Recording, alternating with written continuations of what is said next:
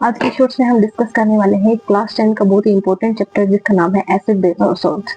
अब इस चैप्टर को स्टार्ट करने से पहले हम एक क्लासिफिकेशन देख लेते हैं छोटी सी कि जो हमारे पास प्योर सब्सटेंसेस है उसको दो कैटेगरी के अंदर हमने क्लासिफाई किया है। सबसे पहला आता है हमारे पास एलिमेंट्स और फिर आता है हमारे पास कंपाउंड। अब एलिमेंट को तीन कैटेगरी में डिवाइड किया गया है, metal, non metal and metalloids.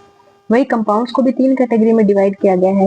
ये तीन जो कैटेगरी है वो हमारे पास आता है एसिड, बेस एंड सॉल्ट। सबसे पहले हम डिस्कस कर लेते हैं कि एसिड्स होते क्या है। अब देखो हमारे आसपास इतनी सारी चीजें हैं, कुछ चीजें ऐसी हैं जिनको हम टेस्ट करके उसका जो नेचर है वो पता कर सकते हैं। जैसे कि जितने भी खट्टे यानी कि सोर सब्सटेंसेस हैं उनको हम एसिड बोलते हैं, क्योंकि लैटिन भाषा में हमारे पास एक वर्ड आता है जिसका नाम होता है एसिडस।